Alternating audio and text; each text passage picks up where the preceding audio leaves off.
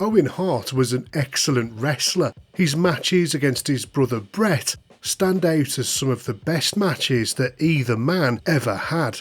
Owen's friends in the locker room knew another side to the man, one that could make them howl with laughter, whether it was at their own expense or someone else's. Owen's legacy to his fellow wrestlers is one of wit and warmth, and in some ways he was the exact opposite to his brother. Within the Hart family, one of wrestling's most esteemed dynasties, Owen emerged as the light to Bret's darkness. While Bret was stoical and serious about the business, Owen was light-hearted, charming and fun. When Owen shockingly passed away in 1999, it was an event that shook the wrestling world on both sides of the curtain. Today, we're not going to focus on that tragic event. Instead, we're going to take a look at the man who was like a kid brother to not just Bret Hart, but to everyone who worked with him.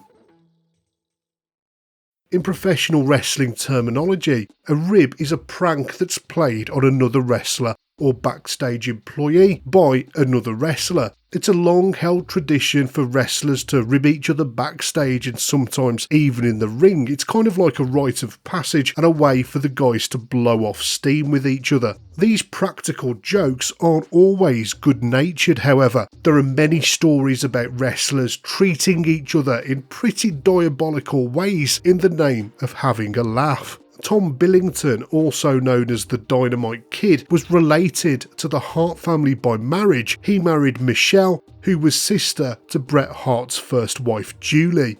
Billington, despite being one of the most spectacular technical wrestlers in the world, was also a violent bully. Billington took ribbing to another level, with a habit of spiking his fellow wrestlers with tranquilizers, and he caused at least one wrestler to have a nervous breakdown. Outside of his wrestling ability, nobody ever had a good word to say about the Dynamite Kid. To this day, people still speak about him with hatred in their voices. Nobody can say that about Owen Hart, however. When Hart ribbed somebody, it came from a place of fun and mischief. In an interview, Triple H said, "Owen was a great guy. Probably not a month goes by all these years later that somebody doesn't still tell a funny Owen Hart story. He didn't take the business too seriously. He didn't take anything too seriously except his family, and he kept a lot of his life personal. But he was a good friend to a lot of the guys, very funny and always playing a joke on somebody."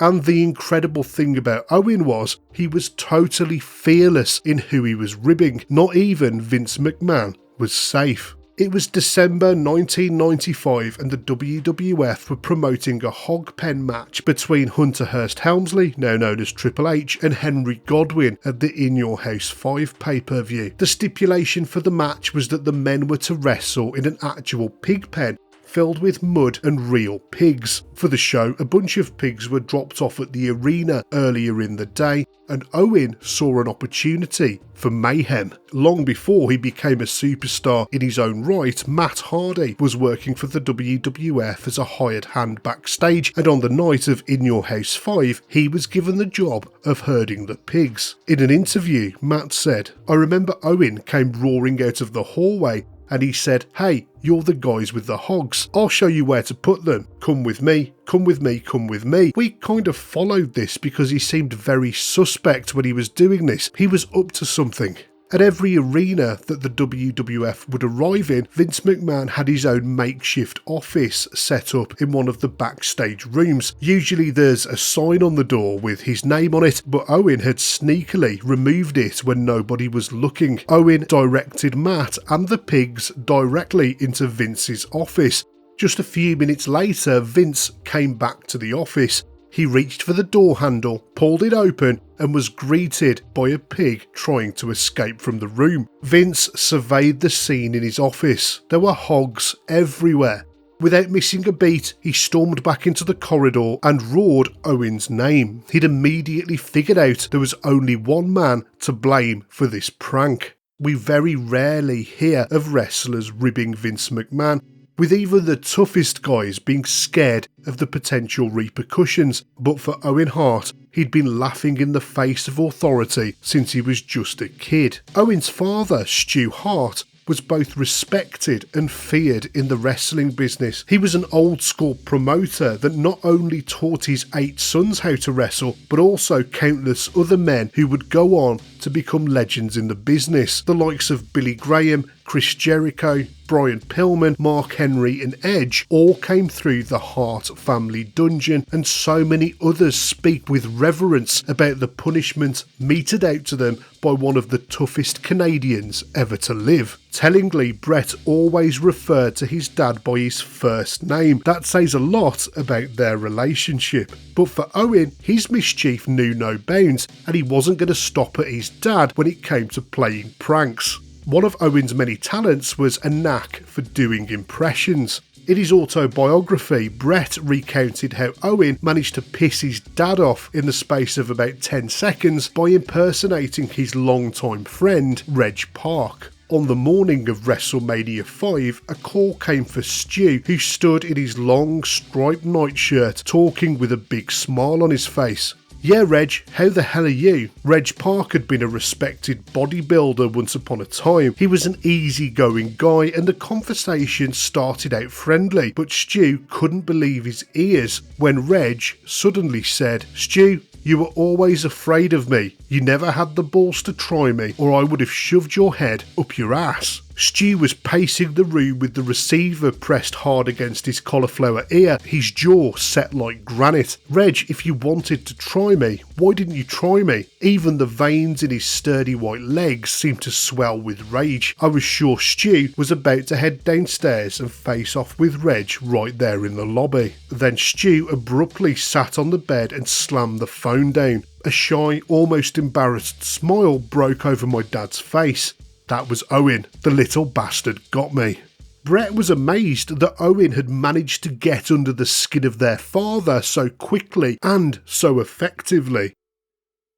While Bret always took his job as a professional wrestler very seriously, in many ways Owen was the polar opposite. It was the typical big brother, little brother dynamic. Naturally, when it came to stepping between the ropes with each other, magic used to happen in the middle of the ring whenever the brothers faced off. Their matches against each other at SummerSlam 1994 in the steel cage and later at WrestleMania 10 were some of the best matches in either man's career. But that didn't stop Owen from ribbing his brother right there in front of thousands of fans. It happened during a WWF tour, possibly somewhere in India, where Owen and Bret were set to face off in a non-televised house show match. The tale goes that Owen snuck into the ring before the show and hid a can of sardines either under the ring or inside one of the turnbuckles. Later on in the evening during the match, Owen got the chance to retrieve his tin of fish without Bret noticing. During the match, Owen trapped Bret in a camel clutch. In that moment, he popped the can of sardines and forced them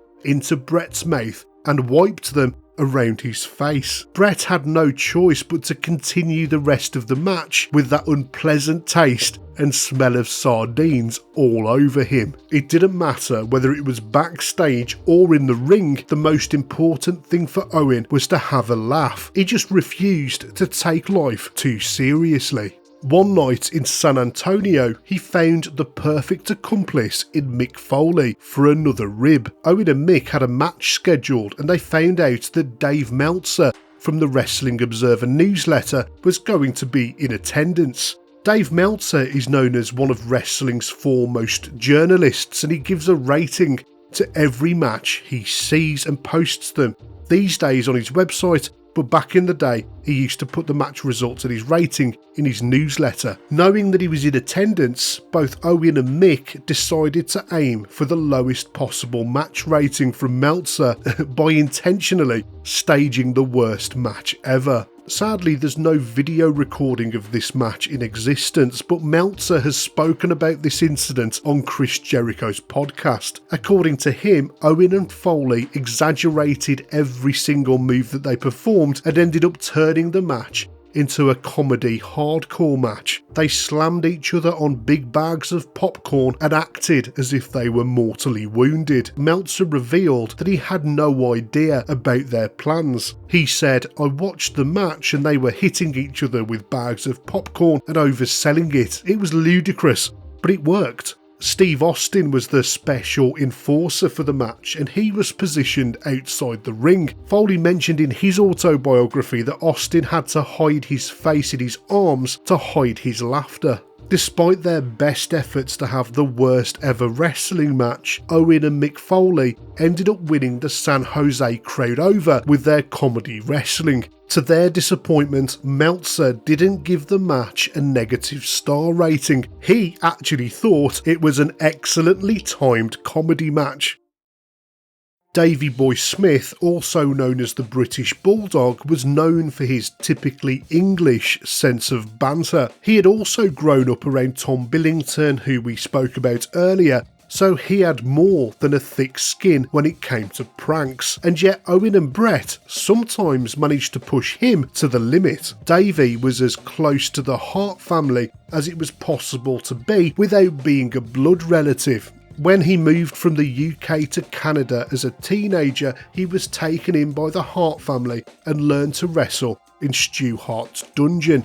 He went on to marry Diana, who was the sister to Bret and Owen. At the end of a long tour, the Hart brothers were getting ready to head back home to Calgary. Unfortunately for Bret and Owen, they were scheduled for matches later in the night, which meant they were going to miss the flight home and wouldn't be able to get back until the day after. On the other hand, Davey had already wrestled his match and was set to leave the show early, securing a spot on the last flight of the night to Calgary. Davey kept on teasing Bret and Owen about the fact that they wouldn't be home until the day after, whereas he would be in bed with his wife in just a couple of hours' time. Once the show was over, Bret and Owen sprinted to the airport as quickly as possible, hoping against the odds to catch the last flight home. As luck would have it, they encountered a wrestling fan working behind the airport desk. In return for a few pictures and some autographs, the check-in assistant not only got the boys through security in double quick time, they also upgraded their seats to first-class tickets. Bret and Owen found themselves sitting in an empty first-class section on the plane. Davey, however, was stuck right at the back of the plane in a packed coach section.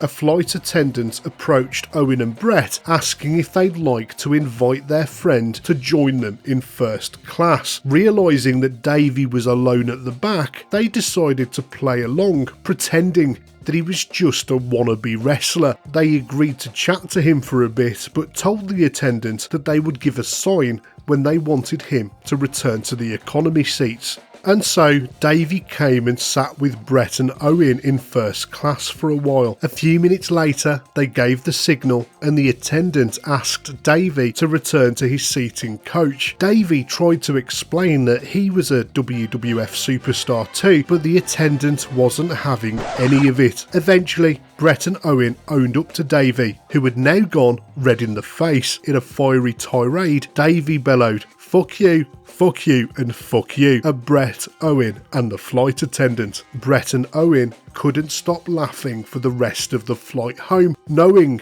they'd well and truly got under the skin of the British Bulldog. Sometimes Owen's ribs were on a much smaller scale. Jim Ross told a great story about a joke that Owen played on him one day before a show. JR was working as both the WWF talent relations officer and on-screen commentator at the time. He'd been in a meeting where he'd had to have an intervention with a wrestler whose drug abuse issues were spiralling out of control at the time, and the discussion had taken hours to come to a conclusion. When JR emerged from the meeting room, Owen noticed how stressed out he seemed to be.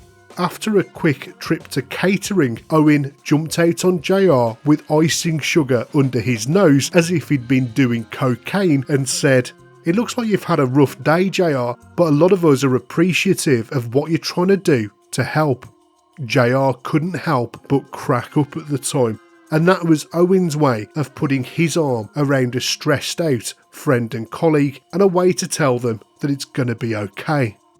After Owen passed away, Bret wrote about how ultimately Owen was a friend to almost everyone that he met. He's not remembered for his high flying, and he may be remembered for his practical jokes, but more importantly, he's remembered for the kind of guy he was and being a real friend to people when they were struggling or got depressed and were bummed out about being away from their home all the time. Owen was one of those kind of guys where it was almost like magic, where he could pick up your spirits and make you smile to get through the day. In the often self-serving world of pro wrestling, there was nobody else like Owen. Everyone adored him, and this transcended beyond the confines of the locker room, touching the hearts of fans all around the world.